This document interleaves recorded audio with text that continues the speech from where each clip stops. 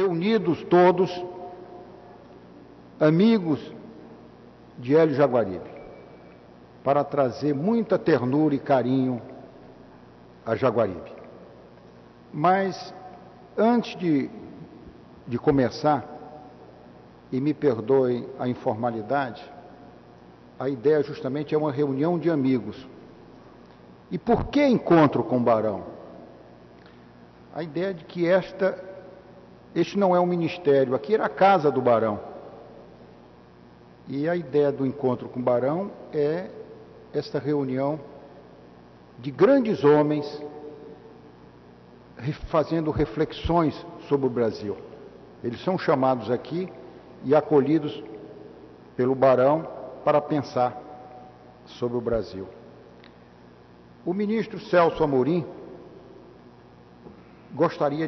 quem teve essa ideia, gostaria de estar aqui presente, juntamente com Samuel Pinheiro Guimarães, que é um dos grandes admiradores de Hélio Jaguaribe, se desculparam porque estão tratando do aniversário do Barão do Rio Branco em Brasília.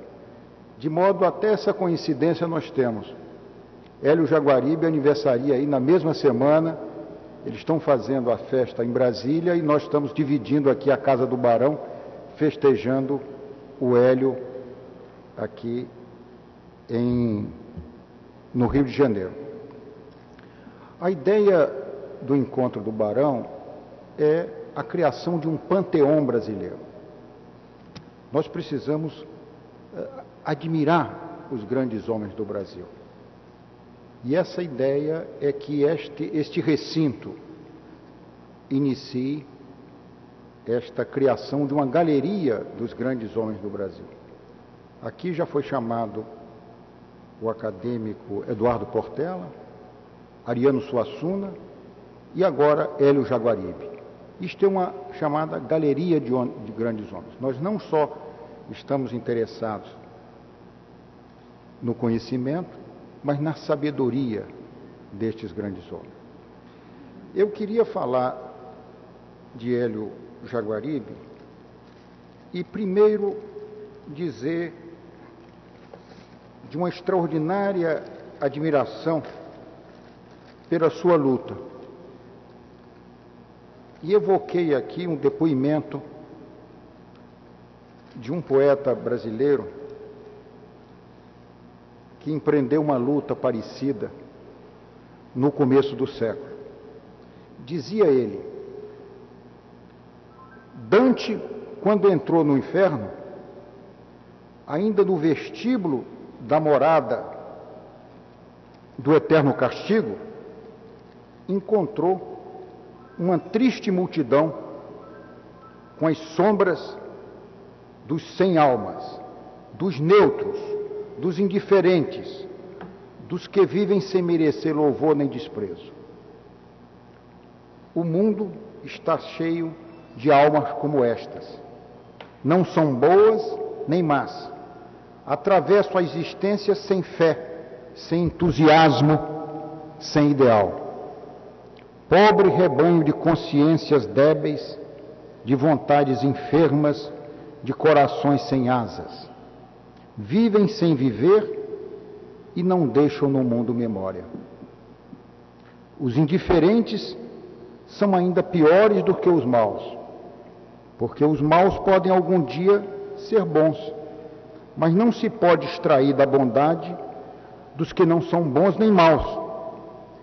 Entes amorfos, indolentes, apáticos, que têm olhar e não querem ver, têm nervos e não querem sentir, têm cérebros e não querem pensar. Creio que esta manifestação indignada deve ser a mesma de Hélio Jaguaribe, um homem apaixonado que vive tentando articular um projeto para o Brasil.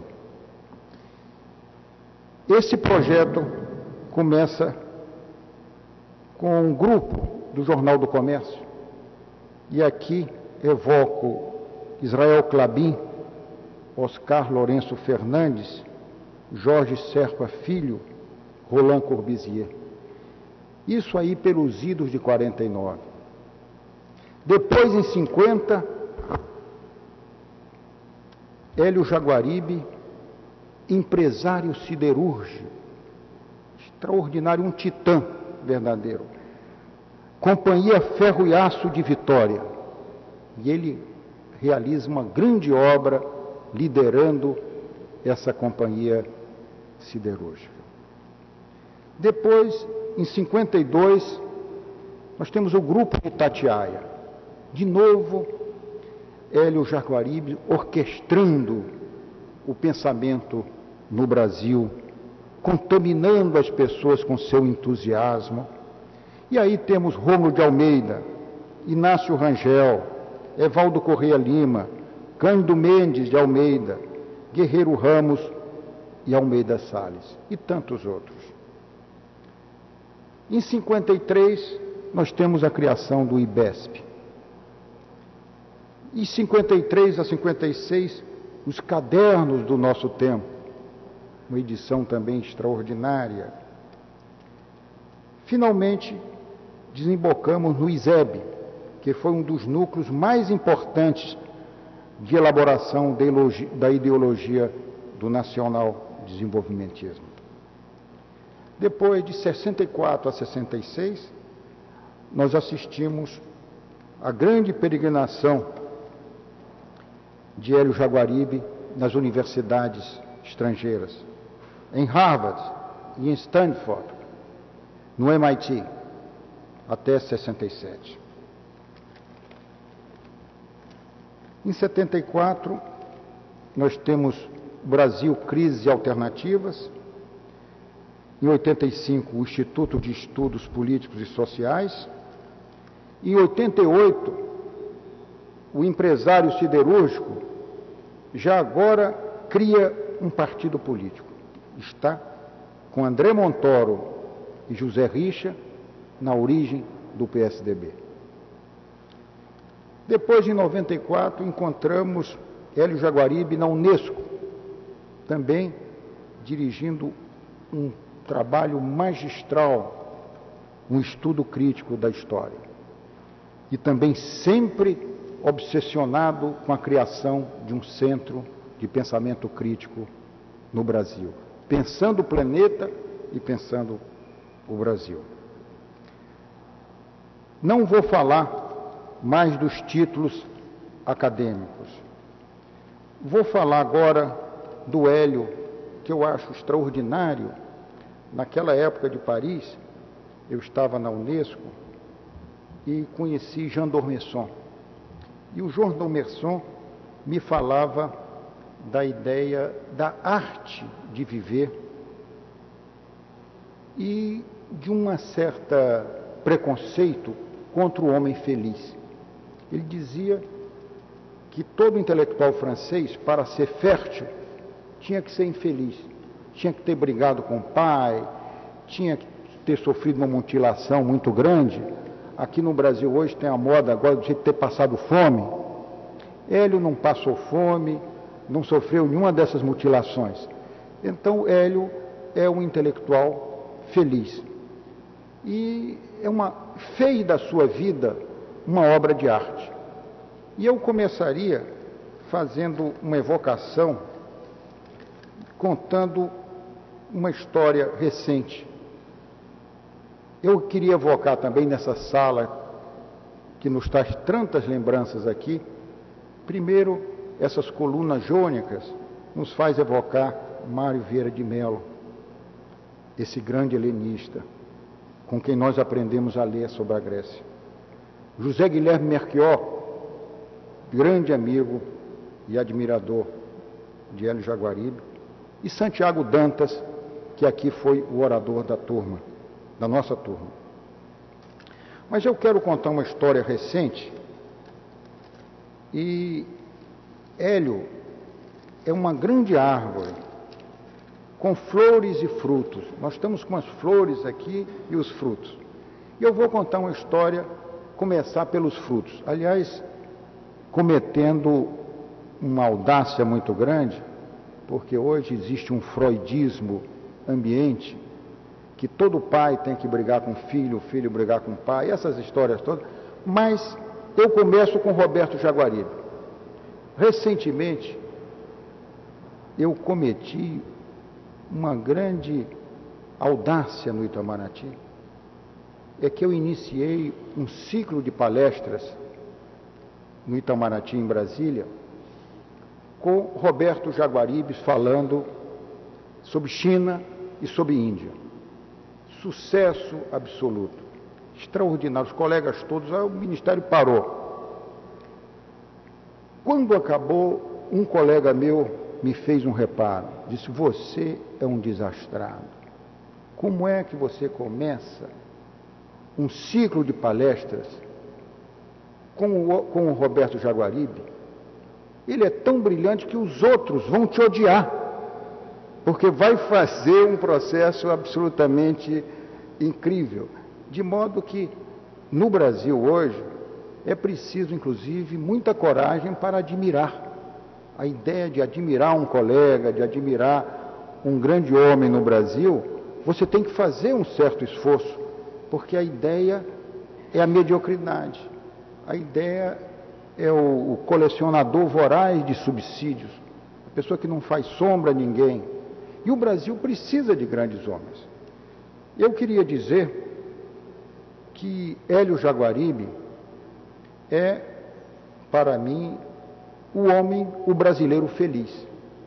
O brasileiro que uma das coisas mais extraordinárias é o Hélio com esta grande vocação de liderança, esse grande entusiasmo, essa condição de solar, ter criado uma família extraordinária, com os filhos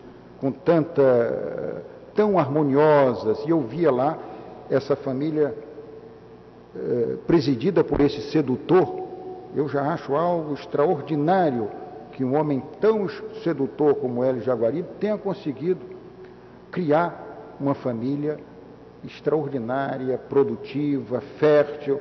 É aqui pelos frutos e pelas flores é que a gente vê a obra extraordinária de Jaguaribe, não só como conhecimento, mas como sabedoria de vida. E eu acho que isso é um exemplo que deve ser seguido. Vejo o Jaguaribe também na sua obra política. E Jaguaribe nos falava de que os espanhóis e os hispânicos vivem com um sentimento trágico da vida. E nós, da vertente portuguesa, temos o sentimento lírico. Eu creio que Jaguaribe é um herói lírico, é um herói feliz, com toda impaciência sobre os destinos do Brasil.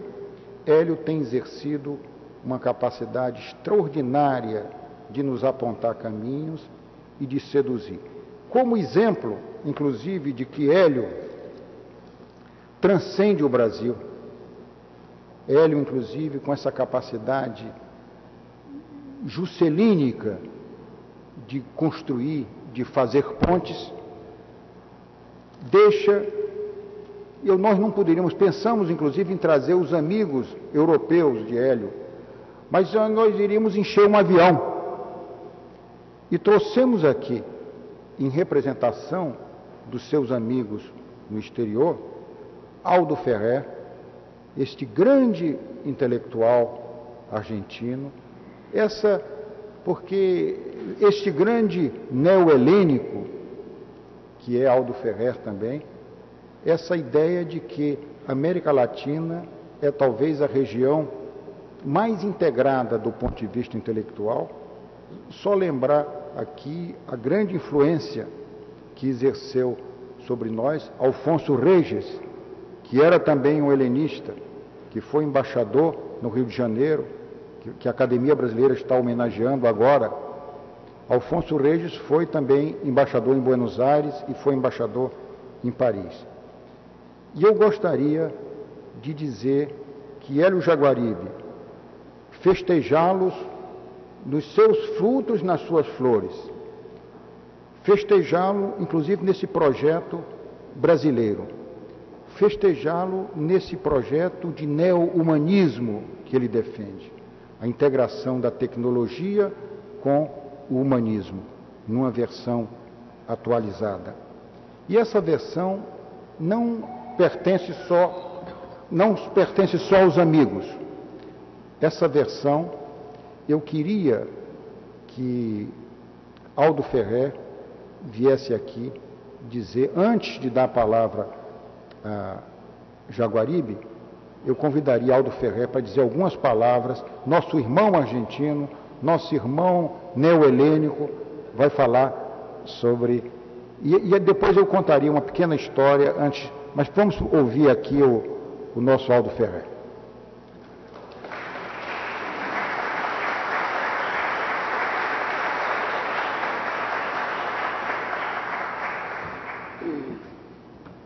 Buenos días. Estoy realmente muy contento de poder participar en esta celebración de los jóvenes y vitales 85 años de mi amigo Elio Jaguaribe, a quien conozco desde hace muchos años, y ha sido no solo para mí, sino para los pensadores sociales de América Latina un referente por sus ideas fundamentales. Elio es realmente una de las personas que ha pensado con más profundidad no solo a Brasil, sino a la América Latina, y que nos ha dado y nos sigue dando con toda su vitalidad y su entusiasmo claves fundamentales para entender la realidad latinoamericana. Entender, por ejemplo, por qué nuestros países han sido capaces de crear una cultura de validez universal en la música, en la pintura, en el pensamiento social, incluso en las ciencias duras, y al mismo tiempo no hemos sido capaces de construir sociedades más solidarias, más integradas, capaces de desplegar en plenitud el potencial de que disponemos. Este pensamiento de Elio nos ayuda a entender cómo, para poner la realidad a la altura de la cultura latinoamericana, necesitamos un profundo proceso de transformación social, de equidad, de solidaridad, de justicia. Y también nos enseña Elio lo que es, por otra parte, una contribución fundamental de otros pensadores latinoamericanos como Raúl Previs y Celso Furtado, de que no podemos entender a nuestros países si no entendemos al mundo desde nuestras propias perspectivas, no con la visión alienada que viene de los centros, desde la perspectiva de las potencias hegemónicas, sino entender el funcionamiento del sistema global desde nuestra propia posición en el mundo. Y esta concepción de lo social con lo global le sirve a Elio para fundamentar su confianza en nuestras propias fuerzas. Yo diría que uno de los grandes aportes del pensamiento de Jaguaribe es precisamente esta insistencia en que el futuro está en nuestras propias manos, que depende de la lucidez de nuestras dirigencias y de nuestra capacidad de asumir la responsabilidad histórica para terminar de construir sociedades vitales, homogéneas, capaces de gestionar el conocimiento y poner, vuelvo a insistir, la realidad social a la altura de la cultura latinoamericana. Elio ha hecho también una contribución fundamental en el sentido de que el espacio latinoamericano, hoy deberíamos decir más precisamente el espacio sudamericano, es un espacio natural del despliegue de cada uno de nosotros. No porque la integración regional o el Mercosur vaya a sustituir la responsabilidad nacional primaria de la construcción nacional. Hay problemas propios del Brasil que solo los brasileños pueden resolver, hay problemas propios de la Argentina que solo los argentinos podemos resolver. Pero esa resolución de la construcción nacional, aún pendiente en nuestros países, si lo hacemos en el marco de la solidaridad sudamericana y más precisamente de la solidaridad sudamericana, enriquece nuestro potencial para evitar, como el mismo Jaguaribe dice, que terminemos siendo apenas segmentos del mercado mundial y no países y sociedades capaces de construir su propio destino. Y este aporte de Helio tiene una importancia fundamental en este momento, porque hay tendencias del orden mundial actualmente, con esta valorización de los recursos naturales, con esta demanda de productos primarios, de alimentos, de energía, que está aumentando los precios y está generando rentas adicionales. Y puede esto llevarnos al error de pensar, como nos pasó en el siglo XIX, que podemos ser prósperos apenas como productores y exportadores de productos primarios. Tenemos que aprovechar esta instancia de ahora para que esas rentas adicionales sean recursos para terminar la construcción de sociedades industriales modernas, avanzadas, capaces de gestionar el conocimiento y, vuelvo a insistir, colocar nuestra realidad a la altura de nuestra cultura. Y finalmente yo diría que junto a este mensaje, en el centro de este mensaje integracionista de Jaguaribe, está la idea de la alianza estratégica de Argentina y Brasil, como un eje fundamental de la integración sudamericana. Ello ha sido un permanente defensor y promotor del vínculo argentino-brasileño. Cada vez que a lo largo de mi vida yo me deprimí por las cosas malas que pasaron en mi país, venía a verlo a Helio para que renovara mi confianza en que Argentina es un país condenado al éxito.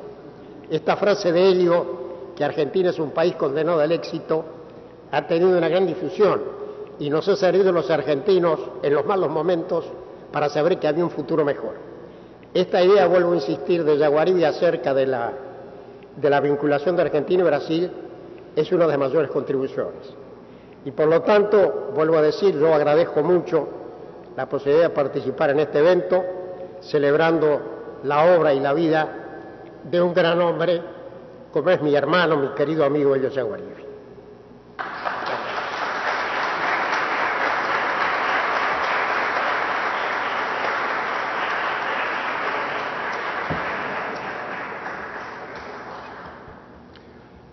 Antes de chamar o professor Helio Jaguaribe, eu queria dizer que, recentemente, na comemoração do aniversário de Helio Jaguaribe, o acadêmico Afonso Arinos me chamou a atenção de que estava recebendo um e-mail Barão Helio Jaguaribe.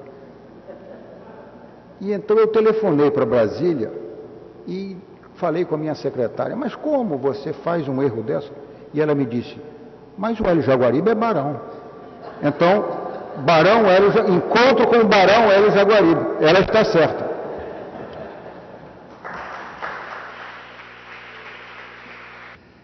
Meu caro amigo, embaixador Jerônimo Boscardo, querido Aldo Ferrer, que gosto, que prazer tive ao chegar a esta casa e encontrar o meu irmão Aldo Ferrer aqui me acolhendo com suas palavras e com sua amizade. Estimadas senhoras e senhores, me foi pedido que fizesse uma breve descrição do meu roteiro intelectual e expusesse as minhas principais considerações a respeito do mundo e do homem, tal como no curso da vida me foi dado elaborá-las. Evidentemente, é sempre muito constrangedor ter que falar sobre si próprio. Vou, portanto, objetivar o mais possível a minha palestra para que desapareça a personalidade do eu e se situe o contexto internacional e nacional no âmbito do qual estamos desenvolvendo as nossas vidas. Creio que estamos vivendo no final de um século que foi extraordinário.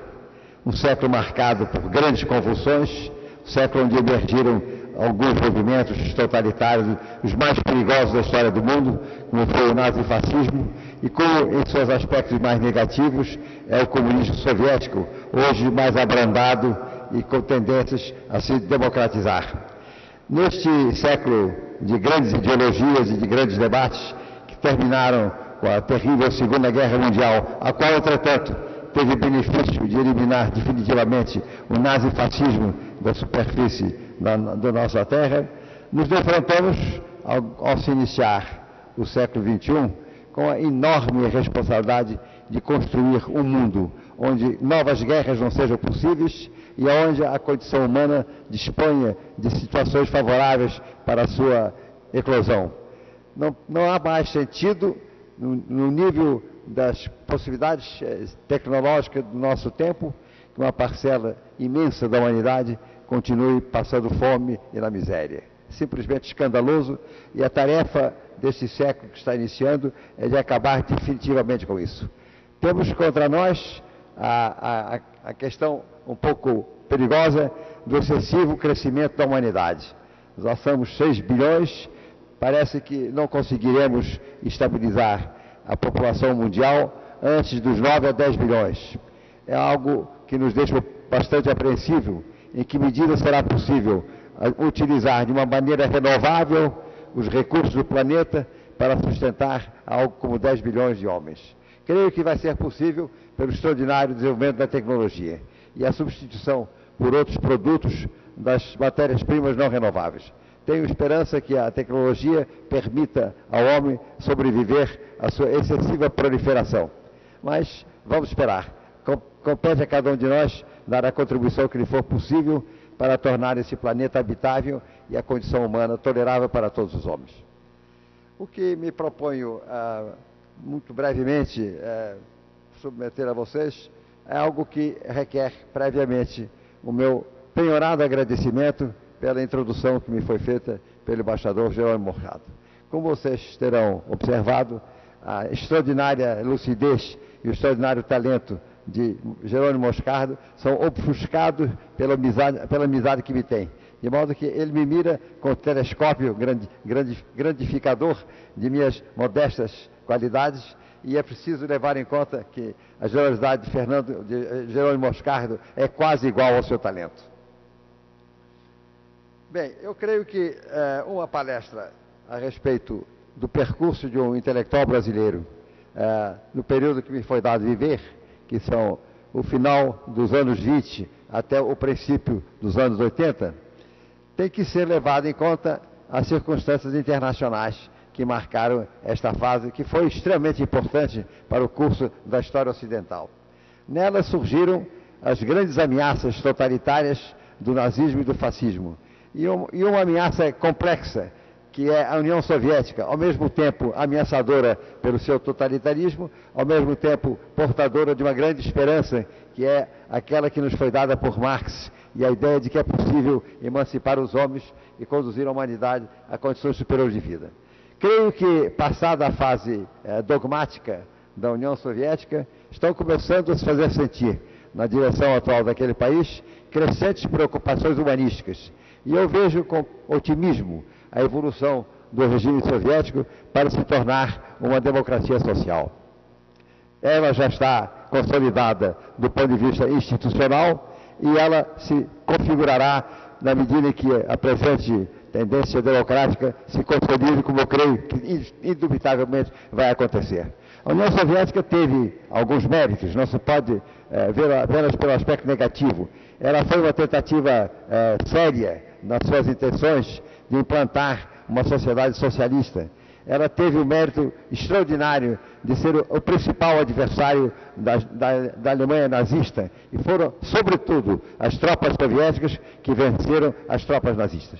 Mas, como todos sabemos, a essas qualidades importantes se somavam na União Soviética alguns aspectos muito negativos. Estes estão sendo favoravelmente corrigidos pela nova democracia russa. E eu tenho muita esperança de que a Rússia se torne um dos focos importantes de uma democracia social neste incipiente século XXI.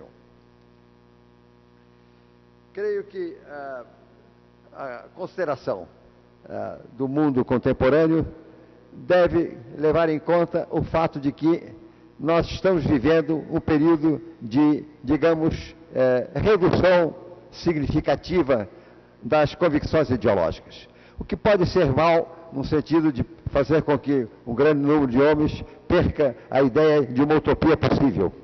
Mas, por outro lado, é favorável na medida em que as más utopias passam a ser banidas do nosso pensamento e ele se converte num pensamento mais orientado para a igualização dos homens em condições democráticas.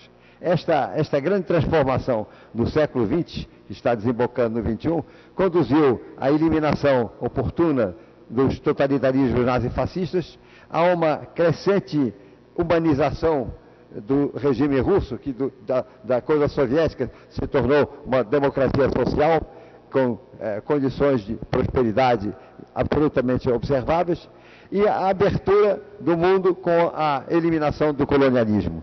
A supressão do colonialismo é um dos feitos importantes do século que terminou, levando para o nível das nações independentes uma série importante de países no mundo afroasiático.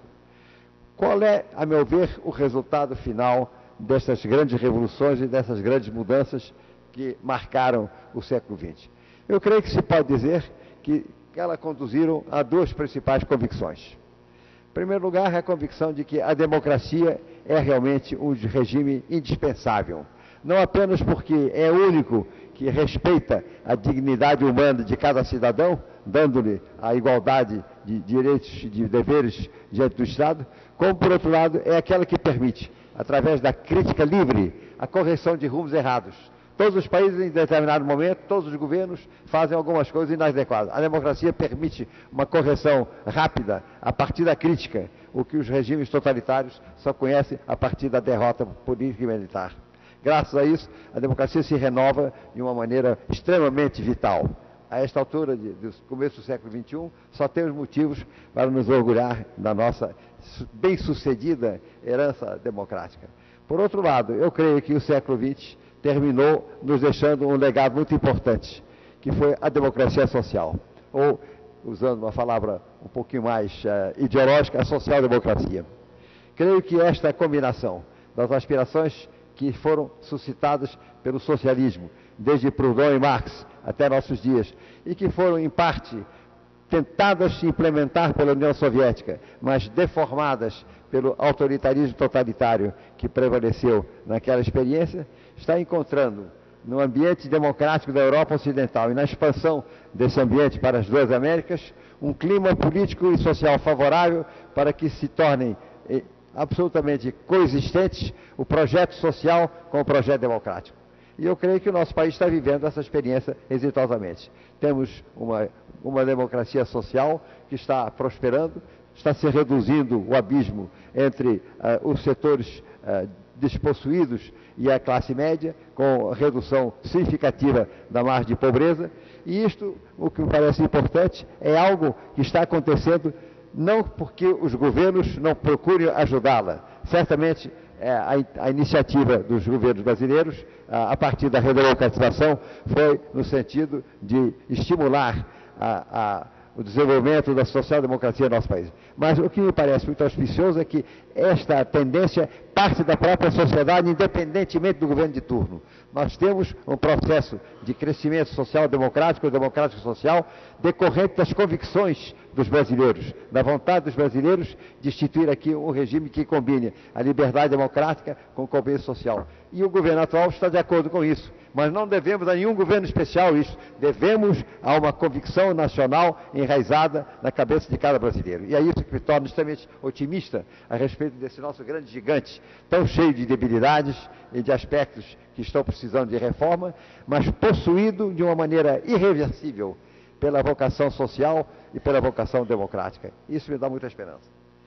Com relação ao que me seria dizer em relação ao meu roteiro, creio que seria importante, antes de uma brevíssima referência ao curso das minhas ideias, salientar que, ademais do século XX ter se caracterizado pelo extermínio final da nefanda ideologia totalitária do nazifascismo, ele se caracterizou no Brasil por um processo que cada vez mais consolida o projeto da democracia social.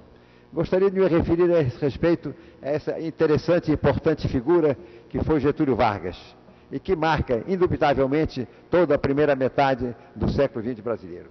Em Vargas se observa uma relação entre o permanente e o conjuntural, o estratégico e o tático. Diria que o elemento permanente de Vargas é a vocação nacional. um espírito nacionalista não xenófobo, um espírito nacionalista aberto ao mundo, mas absolutamente vigoroso no sentido de maximizar as potencialidades do país. Outra dimensão que parece permanente em Vargas é a dimensão do desenvolvimento. Ele tentou reformar o Estado com o Estado Novo e tentou, no seu segundo governo, um esforço muito significativo e muito bem sucedido de desenvolvimento. E, por outro lado, a este Vargas nacionalista, desenvolvimentista, se segue ou se junta um Vargas de um oportunismo tático. Vargas foi liberal na Revolução de 30, foi salazarista, diria mais salazarista que fascista, com o Estado Novo, e voltou ao poder como social-democrata. Os três momentos de Vargas marcam um progresso interessante a partir de uma posição de liberalismo ortodoxo, convencional, dos anos 30, à social-democracia, ao liberalismo social do último Vargas, que infelizmente continua comandando os rumos do nosso país. No que se refere ao que poderia ser uma muito sucinta referência a minhas ideias, começaria observando o fato de que eu tive o privilégio de pertencer a uma família ilustrada. Meu pai, General Francisco Jair de Matos, foi um grande geógrafo e um grande cartógrafo, membro da Comissão Rondon, e a ele, entre muitas contribuições, se deve uma importante descoberta geográfica. Ele descobriu, a partir da sua competência cartográfica relativa a toda a América do Sul, o fato de que as bacias hidrográficas sul-americanas se intercomunicam fluvialmente.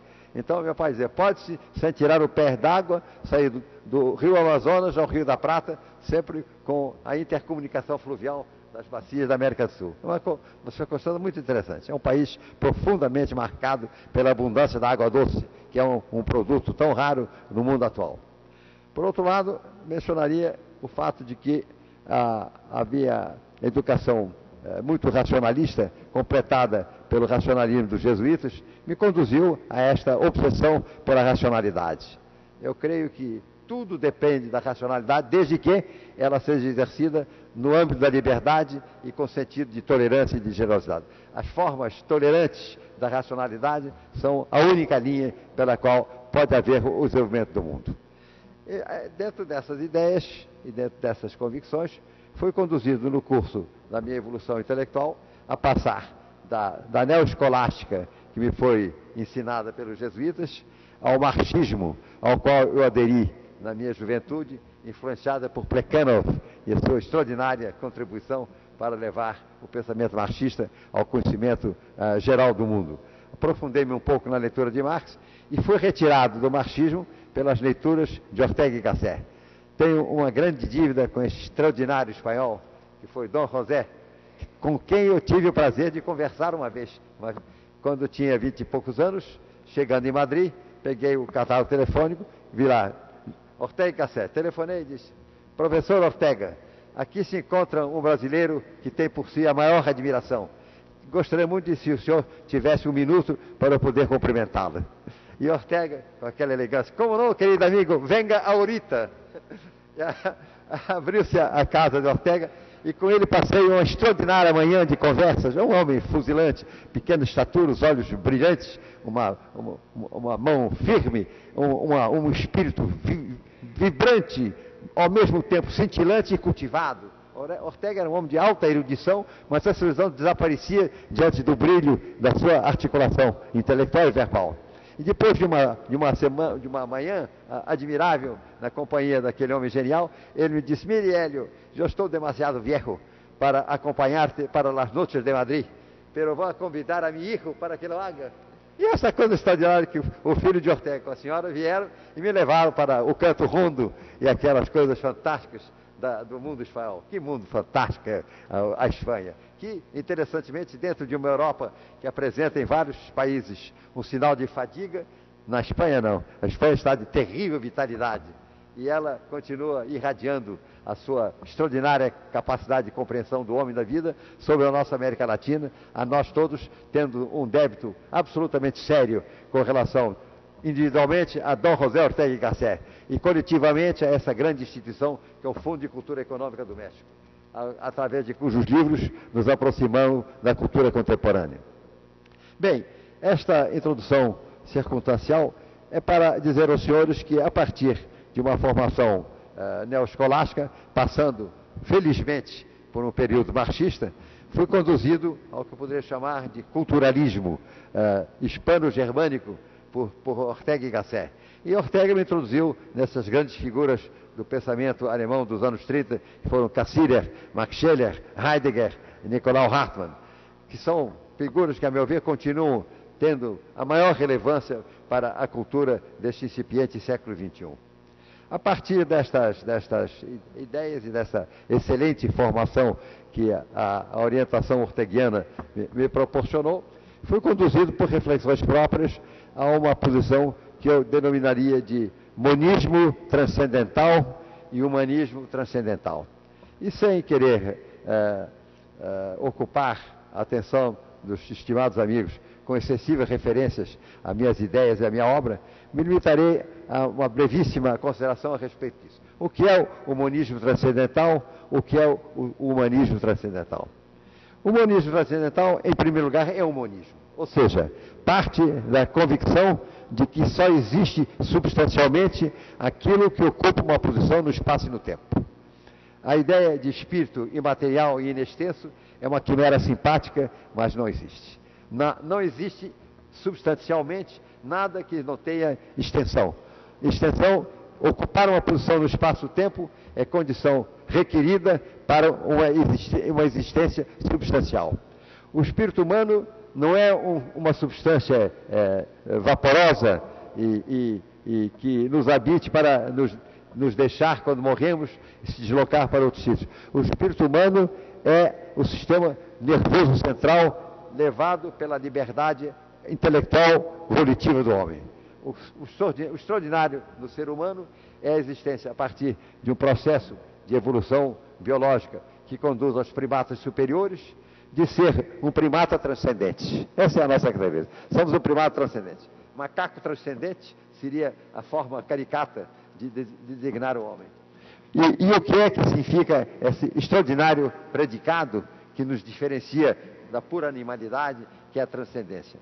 A transcendência é a capacidade do homem de, independentemente das circunstâncias psicofísicas em que se encontra, ir além delas através de uma escolha comandada por valores. Transcendência é a subordinação do processo psicofísico à orientação de valores. Valores éticos, valores sociais, valores culturais. O homem é o animal que produz e se orienta por valores. Nenhum outro animal tem valores. Os animais têm interesses, os animais têm motivações. Os animais têm, inclusive, uma psicologia muito mais complexa do que aquela que pensamos. Nada mais extraordinário, por exemplo, que contemplar a extraordinária psicologia do cão, como ele é capaz de se afastar da comida para se aproximar do dono, como cães morrem de fome para ficar junto ao cemitério do seu dono. É uma capacidade de transcendência extraordinária, mas é uma transcendência anímica. O cão é animicamente transcendente. Nós também somos, talvez menos que o cão, mas, em compensação, somos edeticamente transcendentes. Somos eticamente transcendentes. Eu considero que a natureza do cão é mais generosa que a do homem. Mas, em compensação, o homem tem essa transcendência ético-racional que falta aos animais. E isso nos dá a possibilidade de compreender o mundo, por um lado, e, por outro lado, de agir no mundo, não apenas em função das nossas propensões psicofísicas, mas em função de valores. Os valores não existem, os valores são inventados pelo homem, mas não são uma invenção gratuita, e isso é que é interessante. O mundo não tem valores, o mundo é totalmente intransitivo, o mundo é totalmente consequencialista, o mundo não tem nenhuma finalidade, não tem nenhum propósito, o mundo, desde um certo ponto de vista, é totalmente irrelevante. O que é relevante é o fato de, nesse mundo destituído de relevância, ter surgido um primata como nós, capaz, por uma operação eidético-volitiva, de assumir transcendência em relação às suas motivações psicofísicas. O que faz o homem importante é o fato de ele ser um primata transcendente. Primatas somos, mas transcendentes. E esta é a nossa diferenciação em relação aos nossos irmãos menos favorecidos pela evolução. E a partir desta consideração de que o que caracteriza a transcendência humana é a capacidade de identificar, por um lado, a absoluta irrelevância de tudo que é meramente objetivo. E, por outro lado, a absoluta relevância de que é capaz a liberdade humana quando se assume de uma forma racional volitiva. O mundo objetivo é irrelevante. Esse cosmos gigantesco que pertence a infinidade de estrelas, de constelações, de galáxias, não tem nenhuma finalidade. É um processo meramente consequencialista, processo meramente automático, destituído de qualquer propósito. O mundo, o nosso planeta, destituído de qualquer propósito. A própria vida começa a ser uma transição interessante entre a falta de propósito e o início de propósito. A vida, no mundo totalmente destituído de propósito, tem um propósito. Mas o propósito da vida é o propósito imanente. É o propósito da sua perpetuação, da autoprodução, de preservação das espécies através da reprodução. Dentro deste princípio de finalismo, no mundo totalmente destituído de finalidade, que foi a emergência da vida, ocorreu essa coisa extraordinária, que foi o desenvolvimento do homem como um primata transcendente. O que nos torna seres particularmente importantes é o fato de sermos capazes de criar valores, de subordinar a nossa conduta humana a valores. É importante nos darmos conta de que dentro da irrelevância geral do mundo, o homem também, objetivamente, é irrelevante. Somos seres que terão, cada um de nós, uma existência extremamente fugaz, pertencentes a uma espécie, a espécie humana, que também é fugaz. O homem será extinto ou por loucura autodestrutiva, conforme as possibilidades que hoje existem, ou, se tiver bom senso, será destruído cosmicamente. A humanidade não está aqui para ficar para sempre. E o interessante é que nós, seres efêmeros, de uma espécie que também é efêmera, somos capazes de produzir o absoluto, de contemplar o absoluto. A partir do exercício racional volitivo, o homem atinge o nível da divindade. Os deuses não existem, mas o homem pode ser divino. E pode ser divino em várias fases. Divino é São Francisco, divino é a Madre Teresa de Calcuta, divino é Immanuel Kant, divino é o grande sábio Einstein. Ou seja, a possibilidade, pela razão ou pela vontade, de superar de uma forma extraordinária a contingência biológica em que estamos inseridos e atingir um momento de divino. Atingir para quê? Para nada. Esta aqui é a coisa. Para nada. Não há nenhuma relevância final na nossa relevância. Estamos indivíduos fugazes que vamos morrer dentro de algum tempo. Um homem como eu, 85 anos, já pode contemplar próximo a sua própria sepultura. E, por outro lado, a espécie humana está longe de ser uma espécie permanente. Ela vai desaparecer, a Terra vai desaparecer, mas muito antes dela desaparecerá a espécie humana. E então surge esta coisa muito interessante, que é, dentro de um sistema cósmico totalmente irrelevante, a possibilidade do ser humano de assumir por conta própria relevância. Uma relevância que objetivamente é irrelevante. A morte do sábio e a morte do idiota são igualmente irrelevantes do ponto de vista do cosmos. Mas a diferença entre o sábio e o idiota é que o sábio, embora mortal, teve a capacidade de compreender o mundo. Essa coisa gigantesca, mas destituída de autoconsciência, é desvendada pelo homem lúcido. O homem compreende o mundo e compreende a si próprio.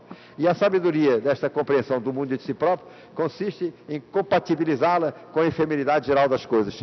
Ter um sentido de significação e de relevância que se esgota na nossa vida, na vida dos nossos irmãos homens, mas que, do ponto de vista cósmico, é irrelevante. Termino, por isso, esta breve reflexão sobre relevância e irrelevância, mostrando como aquilo que faz com que o homem seja relevante é sua capacidade de operar, de atuar em forma racional e volitivamente livre. Embora esta relevância humana, cosmicamente, não tenha sentido. O homem da maior relevância e da menor relevância morre igualmente, sem deixar, do ponto de vista cósmico, nenhum resultado. Mas, do ponto de vista humano, a relevância tem relevância para além do indivíduo. Como é relevante ainda para nós outros a existência de um homem como São Francisco. Essa capacidade da caridade absoluta, é uma coisa assim, cuja vida ninguém pode deixar de ler sem profunda emoção. E era um homem humano, normal, santo, dirá a igreja que ele foi. Eu direi que ele foi possuído de uma chama divina, assim como foi possuído de uma chama divina Immanuel Kant, quando fez a crítica da razão pura. E como todos estes grandes sábios que estão construindo a física contemporânea. Então, termino dizendo o seguinte: o extraordinário do homem é a capacidade de captar um elemento de divindade. Os deuses não existem, mas os grandes homens podem ter uma centelha do divino quando produzem atos de suprema caridade ou de suprema inteligência. Muito obrigado.